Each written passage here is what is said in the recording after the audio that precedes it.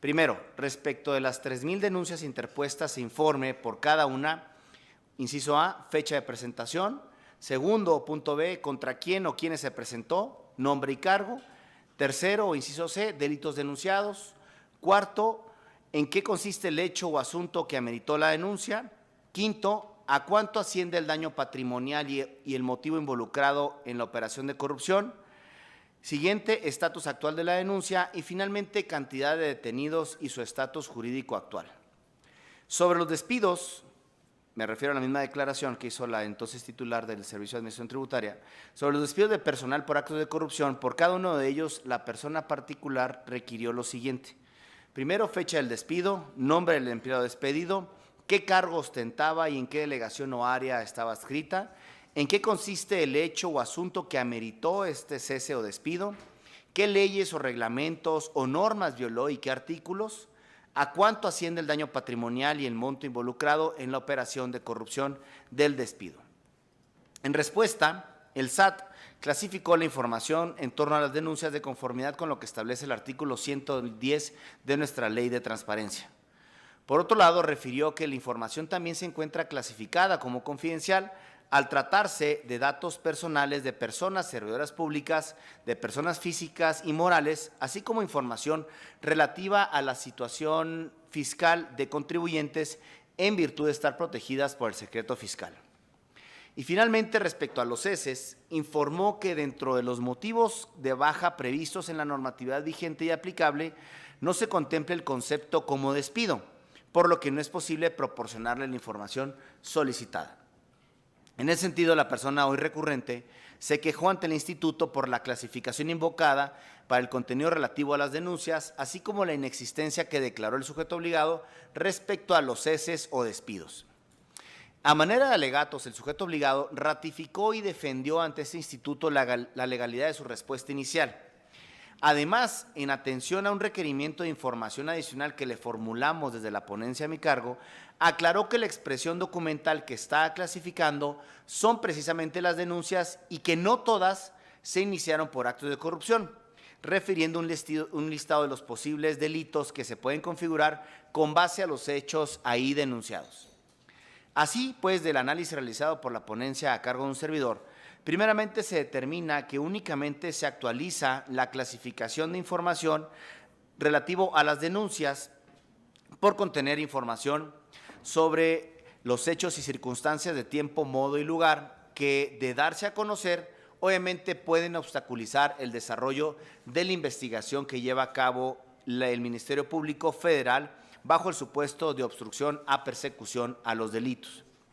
Asimismo, se determinó que divulgar información sobre personas servidoras o servidores públicos o ex servidores públicos, o en su caso de particulares, así como la identificación de personas morales que han sido denunciados por presuntas conductas ilícitas, vulneraría la protección de su intimidad, de su honor y presunción de inocencia, por lo que se actualiza el supuesto a que se refieren las fracciones primera y tercera del artículo 113 de la Ley Federal de Transparencia para el caso del nombre de los denunciados, siempre y cuando corresponda a una investigación que esté en trámite de la que no exista aún una determinación en torno a la culpabilidad de la persona denunciada.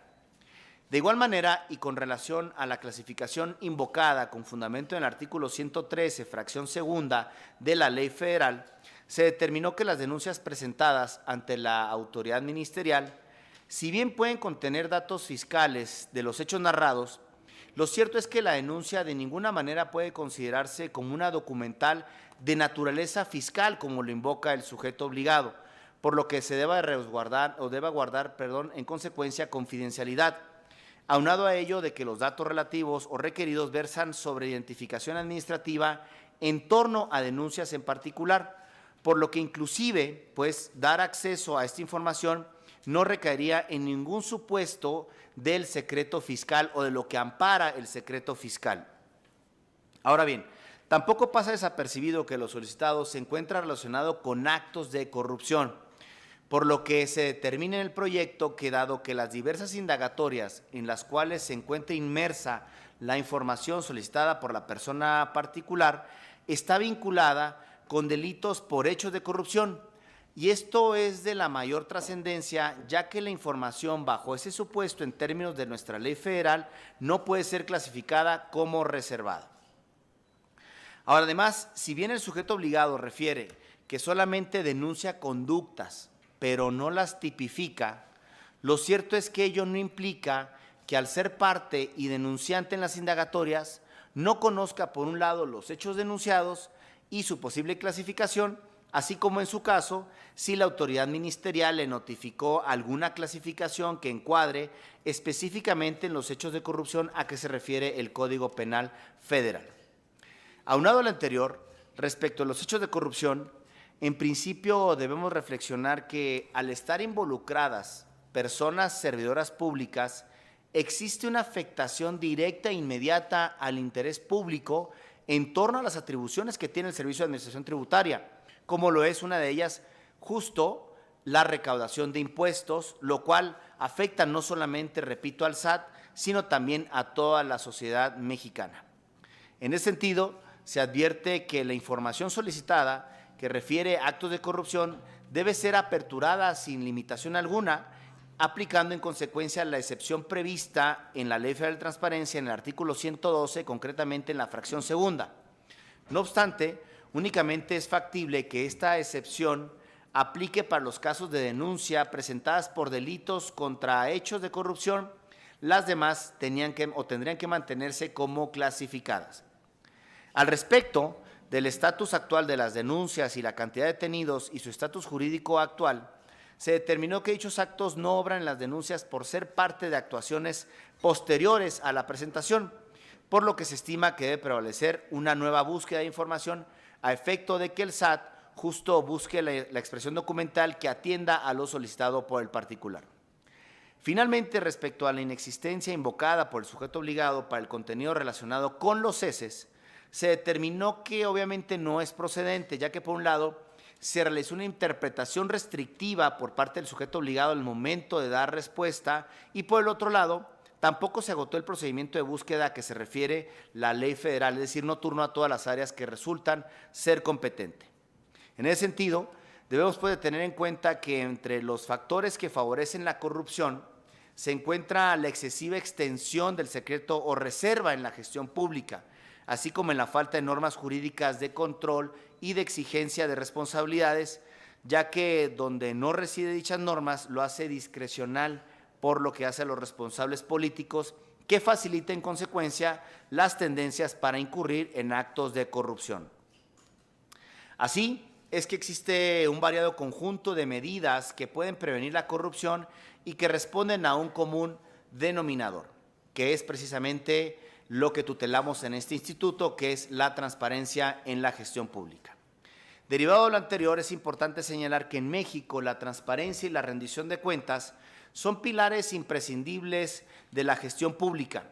toda vez que las decisiones que se tomen por parte del gobierno deben de estar al alcance de toda la sociedad, con el fin de tener una constante vigilancia en el control y sobre todo en la vigilancia de los recursos públicos y que los mismos se ejerzan con estricto apego a lo que marca la legalidad. Al respecto, colegas, de acuerdo con el Índice de Percepción de la Corrupción de Transparencia Internacional, en su última edición 2021, México mantuvo una calificación de 31 puntos, una escala de 0 a 100, en donde 100 sería la mejor calificación posible. Y es en ese sentido en que el Estado mexicano es el peor evaluado de las 38 naciones que integran la Organización para la Cooperación y Desarrollo Económico, mejor conocido por su acrónimo como OCDE. De tal suerte que con la presente resolución se busca abonar a la rendición de cuentas del Estado mexicano, que es uno de los objetivos de la Ley General de Transparencia, con relación también a la recaudación de impuestos federales, razón por la cual me pronuncio a favor del derecho de acceso a la información que prevaleció en la colisión de derechos expuestos en la presente resolución y que se contienen en la misma. Sumado a lo anterior, quiero destacar que cualquier acto en el donde se advierta el mal uso de recursos públicos siempre debe privilegiar el derecho de acceso a la cosa pública, es decir, el derecho de acceso a la información de la ciudadanía en general, ya que da cuenta pues precisamente del efectivo ejercicio de los impuestos que son recaudados precisamente por el Servicio de Administración Tributaria. En virtud de lo hasta ahora expuesto, es que propongo respetuosamente a mis colegas integrantes, comisionadas y comisionado de pleno, revocar la respuesta del sujeto obligado para que el mismo entregue a la persona hoy recurrente las denuncias que han sido interpuestas que tengan que ver con conductas catalogadas como actos de corrupción en términos de lo que establece el Código Penal Federal, y además de que deberá clasificar las denuncias interpuestas que hayan presentado por otros delitos o diversos delitos a los catalogados como actos de corrupción. Lo anterior realizando obviamente una nueva búsqueda que sea exhaustiva en todas las unidades competentes. Sin embargo, quiero precisar que este proyecto lo presento en cortesía conforme a la postura mayoritaria de mis colegas respecto al estudio de reserva desarrollado y que expuse hace unos momentos. Lo anterior resulta importante considerando que el artículo 112, fracción segunda de la Ley Federal, prohíbe de manera expresa reservar información relacionada con casos de corrupción, disposición que desde mi punto de vista implica necesariamente que en aquellos casos en donde se invoque o actualice alguna de las excepciones a que se refiere, repito, el artículo 112,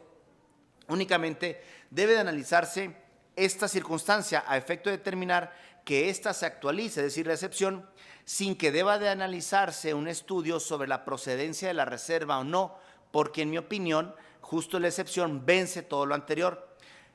Se invalida, pues, en consecuencia, toda posibilidad de invocar alguna causal de reserva. Ello, ya que coincido en que la información debe estar disponible a la ciudadanía en general, pero siempre prevaleciendo precisamente el contexto y la naturaleza de que la información materia de la solicitud que genera esta excepción, sin que pueda sostenerse, pues, que esa circunstancia concurre como un elemento adicional que de manera secundaria deba de ser sometida a valoración alguna, ya que, reitero, en nuestra opinión, la excepción justo es lo que sustenta el carácter de pública de la información. En ese sentido es que respetuosamente me separo parcialmente de la postura adoptada por la mayoría de mis compañeras y compañeros de pleno, ya que considero que en casos como el de la especie era innecesario el estudio preferente de la causal de reserva alguna, ya que ésta no puede invocarse por mandato de ley cuando se acredite que se trata de información relacionada con actos de corrupción. Es cuanto.